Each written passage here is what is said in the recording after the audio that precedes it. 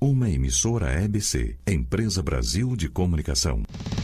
Este é o Revista Brasil, o jornalismo que faz diferença, com Walter Lima. Vamos nós, 9h40, agora no horário de Brasília. Pois bem, está para completar 20 anos a Lei de Licitações, a Lei 8.666 de 93, e deve passar aí por atualizações, tanto na Câmara, ou seja, na Câmara, a Comissão de Constituição e Justiça e de Cidadania vem analisando aí uma ampla revisão da norma, né? Então, nós vamos abordar este assunto agora com o jurista Jorge Ulisses Jacobi, ele que é mestre em Direito Público. Doutor Jacobi, os nossos cumprimentos ao senhor, muito obrigado pela atenção com a Rádio Nacional, tá bem? É um prazer, Walter, participar do seu programa. Pois não, muito obrigado ao senhor. Então, já indo direto aqui ao ponto, o que se espera dessa revisão, então, professor? Olha, todos no Congresso Nacional estão de acordo de que a lei de licitações deve ser mudada, deve ser atualizada. A divergência está em que pontos? Ocorre que a lei é de 93 e alguns institutos, como, por exemplo, securitização, franchising, a atuação concorrencial das empresas estatais, que inclusive é um problema da Petrobras hoje, não está bem cuidado na lei de licitações. E os direitos não estão bem definidos.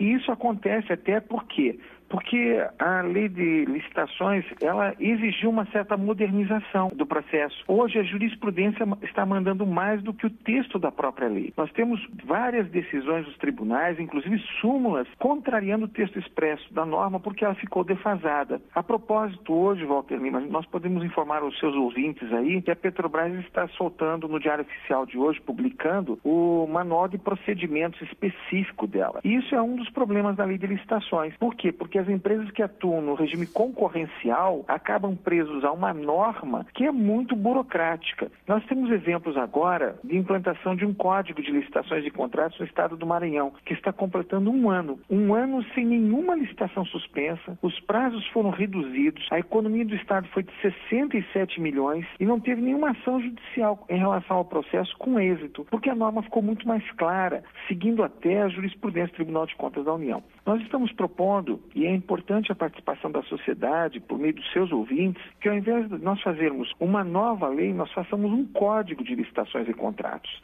Isso vai dar à sociedade muito mais segurança. Agora, interessante esse debate, né, professor Jacobi, é que na licitação a regra é a seguinte: ganha aquela licitação que apresente o menor preço. Contudo, o menor preço não quer dizer melhor qualidade, ou seja, a qualidade me parece que fica fora aí dessa questão. É possível nessa mexida, nessa discussão, encontrar uma equação entre menor preço, entre preço e qualidade numa licitação, professor? Exatamente, é possível. No Código de Licitações e Contratos do Estado do Maranhão, não existe menor preço lá. Lá só tem 4 modalidades de licitação e tem melhor preço. E nós esperamos que esse mesmo paradigma seja colocado no governo federal na nova lei de licitações. O que aconteceu, Walter, é que a regra que proíbe a indicação de marca ou características exclusivas ficou no artigo 7º, parágrafo 5º da atual lei de licitações.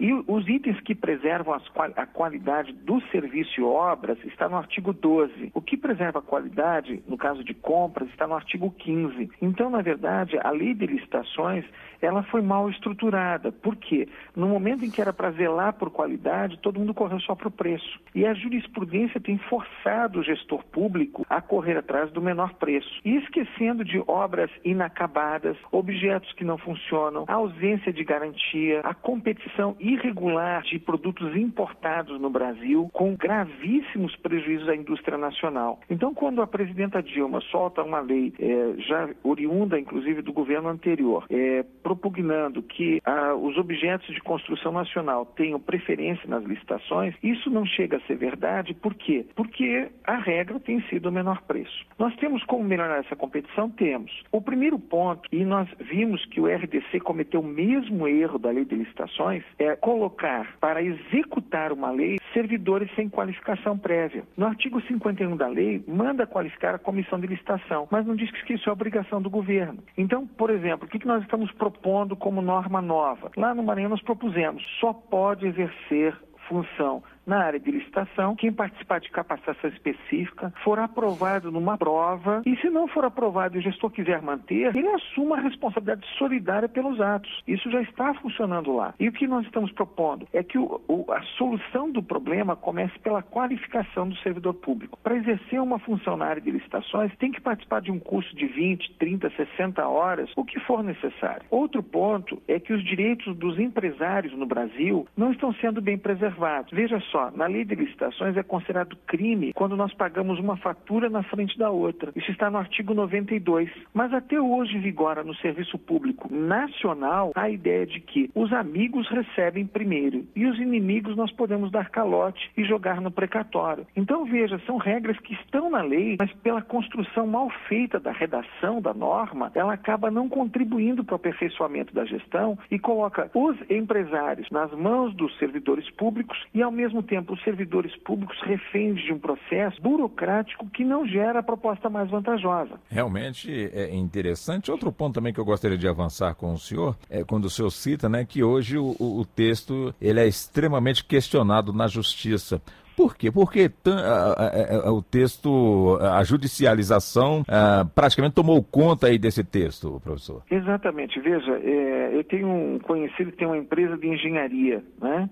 Ele acabou colocando na empresa o mesmo número de advogados que ele tem de número de engenheiros. E isso é o custo Brasil. Quer dizer, para conseguir hoje vencer uma licitação, precisa de um ótimo corpo jurídico. Depois, para conseguir receber, muitas vezes tem que ir para a justiça. E isso faz com que o sistema acabe onerando toda a sociedade. Então, nós temos processos muito caros. Nós todos dependemos de um parâmetro de preço que ainda não conseguiu ser estabelecido pelo governo. E isso é uma missão do governo. Seja via SINAP, existe um sistema, um banco de dados que foi construído pela Caixa Econômica Federal para cuidar das obras financiadas pela Caixa. Chama-se SINAP, que é o Sistema Nacional de Preços e Indicadores. E qual é a ideia desse sistema? É que lá nós encontraremos todos os preços. Mas o sistema apresenta muitas falhas. O próprio Tribunal de Contas da União já reconheceu isso. Veja, nós não podemos ter uma parede de uma casa comparada com a parede de um aeroporto construído durante o plantão entre meia-noite e 6 da manhã. Os canteiros de obras são diferentes. Né? Então nós não temos segurança no preço, não temos objetos de qualidade e a norma acaba dando muito espaço para muita interpretação divergente. Nós temos, por exemplo, uma regra na lei de licitações. Para participar da licitação, a empresa deve ter no seu quadro próprio, ela deve ter o profissional com responsabilidade técnica. O que a jurisprudência entendeu? Que essa cláusula restringe a competição e passa a permitir que a empresa ganhe a licitação e contrate esse profissional depois de iniciar o contrato. O que acontece? Como a pessoa não pertence ao quadro, qualquer empresa entra na licitação e depois sai a cata no mercado de um profissional para executar. Então nós temos obras no Brasil paralisadas, obras inseguras, casas rachando. Por quê? Porque depois que eu ganho a licitação é que eu vou atrás do profissional. Enquanto na lei de licitações a regra é que esse profissional já estivesse dentro da empresa, contratado no momento da licitação. E tem uma diferença grande, nós sabemos. É a mesma coisa que eu ter um repórter nos quadros da Rádio Nacional ou então dispensar todos os meus repórteres e só ter freelancers. Não vai fazer muita diferença na qualidade do trabalho? Vai fazer. Então a ideia é que tenha no quadro da empresa, tenham profissionais responsáveis, sem prejuízo e de eventualmente nós contratarmos o trabalho de freelancer, não há problema nenhum. Tá? Eu acho que essa iniciativa agora do presidente do Senado Federal, do senador Renan Calheiros, ele vem a responder a um anseio tanto dos servidores públicos quanto dos empresários de ter uma lei mais justa, mais moderna, mais adequada, né? Para que a gente não tenha esse volume de decisões dos tribunais de contas, do judiciário, e todo mundo achando que entende muito da lei de licitações, com um resultado perverso. A paralisação de obras no Brasil virou a ordem do dia. Quando os tribunais de contas não paralisam, o judiciário paralisa. E vamos fazer contratos emergenciais. Veja que o Brasil se candidatou à Copa do Mundo, às Olimpíadas, e nós viemos ter uma lei depois de mais de 2 anos desse fato. O RDC tem modernidades, tem ideias brilhantes, né? O ministro, então, presidente do TCU, o ministro Benjamin Zinner, fez um trabalho notável de integração entre o Executivo, o Legislativo e o Tribunal de Contas, e saiu uma lei moderna. O prazo foi reduzido de mais de 200 dias para pouco mais de 70 dias de tramitação do processo de licitação. Bom, nessa discussão toda, professor, uma outra questão também que a gente gostaria de levantar com o senhor, vai ser possível nessa revisão fazer com que as licitações elas se tornem realmente, uma vez ocorrendo as licitações, que realmente fique valendo realmente o resultado já? E também outro ponto que eu gostaria de avançar com o senhor, existem denúncias de licitações que terminam sendo canceladas por suspeitas de certos arranjos, né, nos processos de licitação, ou seja, nessa revisão, será possível ter essas correções e dar uma maior transparência e segurança para quem entra nesse processo? Podemos. Olha só, Walter, algumas regras são fundamentais, algumas estão na Constituição Federal. A primeira delas, o Estado tem que garantir a obrigação de pagamento para quem for contratado com o governo. Isso está na Constituição do Brasil, no artigo 37 e 21. E nós temos que fazer uma lei que dê eficácia a isso. Segundo, nós temos que criar padrões de procedimento. Não é possível que em cada licitação exista um edital diferente. Alguns estados já estão tendo editais padrão. Nós teremos 5, 6 modelos de edital no Brasil. E é padrão, a regra fica previamente estabelecida. Outra coisa, não há por que nós começarmos a examinar sempre a habilitação. Tem situações que nós podemos começar pelo preço, como já ocorre no pregão. E isso dá celeridade ao processo, reduz o número de recursos. Na licitação é para existir só um recurso. No pregão só existe um recurso. E está aí a modernidade. Agora, nós precisamos que o governo federal invista na criação de catálogo de qualidade. Imagine só, a Rádio Nacional precisa comprar caneta para os seus repórteres. Aí, muito bem, como é que vai ser feita essa licitação? Se eu escrever lá caneta esferográfica, provavelmente eu vou comprar uma caneta que não escreve. Agora, se nós tivermos uma classificação nacional de produtos, eu posso dizer, eu aceito o produto da qualidade 1, 2 e 3. E da qualidade 4 até a qualidade 20, a licitação não aceitável. Então, nós temos como, o governo federal tem como autorizar o INMET, pelo sistema Conmetro, a estabelecer regras e parâmetros objetivos. Veja só, eu resolvo amanhã inventar uma caneta esferográfica, eu levaria até um órgão de certificação de qualidade e ele me dá a qualidade. O padrão de qualidade da minha caneta é padrão 7, não é 2. Mas para atingir o padrão 2, eu tenho que fazer isso, isso e isso. E isso não precisa o governo interferir. Basta o governo autorizar processo de certificação. E se nós autorizarmos processos de certificação, nós vamos ter qualidade com editais padrão, com cláusulas de pagamento. Tudo isso antecedido de regras de treinamento, para que o servidor vá consciente ao processo. Então nós temos como tornar isso muito mais rápido. O exemplo que nós tivemos agora no Código de Licitações e Contratos do Maranhão é um exemplo nesse sentido. Veja só, houve redução de tramitação do processo, os prazos foram diminuídos.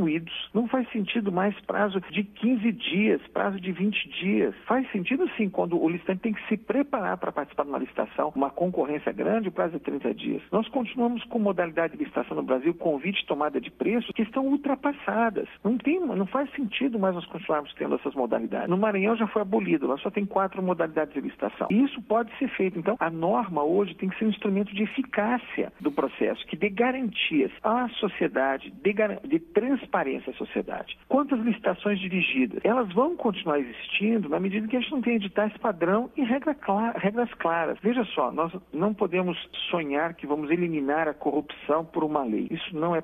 A corrupção faz parte da natureza humana. O que nós podemos mantê-la é sob razoável controle, com regras mais transparentes. Se eu souber, por exemplo, que esse ano o estado de Santa Catarina vai fazer 2 pontes e isso é avisado previamente, nós acabamos tendo o quê? Acabamos tendo a oportunidade de todo mundo se preparar para essa licitação. Então, a divulgação do plano de obras de cada estado, cada município, tem que ser um requisito da nova lei. Isso vai mudar a realidade nacional, como está mudando lá no Maranhão. Entendi. Nós temos 1 minuto, professor Jacobi, para eu perguntar ao senhor e obter também a resposta. O senhor vê vontade política nessa mudança da lei de licitações? Veja só, todas as vezes que o governo tem encabeçado processos de mudança, os meus alunos, assim como os seus ouvintes, perguntam, agora é para valer, né? E eu acredito que dessa vez é para valer. Por quê? Porque nós estamos tendo anúncios feitos pelo presidente do Senado de que vai mudar atualizar a lei de licitações. Estamos tendo já encontros de empresários no Brasil com esse propósito. Nós sabemos que o RDC não pode ser aplicado para tudo, porque o RDC, ele cuidou muito bem de licitações de obras e serviços de engenharia, mas não cuidou dos demais pontos. Não cuidou de regras éticas de servidor, não cuidou... Hoje tem servidor que não fala com licitante, sai na rua e não fala com ninguém. Por quê? Com receio. Então, porque a gente não tem regras claras. Então, nós sabemos que o RDC tem normas com muito avanço, mas nós precisamos agora de um código que reúna tudo isso num diploma só, que reúna pregão, Lei 8666, RDC, que estabeleça crimes mais severos, com penalidades mais severas, tramitação, proíba a suspensão de processo toda hora. Então, nós acreditamos que agora sim nós estamos num caminho, porque vivenciamos a experiência do RDC e do pregão. Agora nós estamos prontos para esse grande desafio. E acho que o Senado podia realmente puxar essa alavanca da reivindicação nacional para uma nova norma. Eu acredito, aproveitando o minuto que foi concedido, que a imprensa, especialmente essa vinculada ao governo, tem um papel fundamental na isenção e na impessoalidade, dando espaço para debates e ideias, como você está fazendo no seu programa, Walter.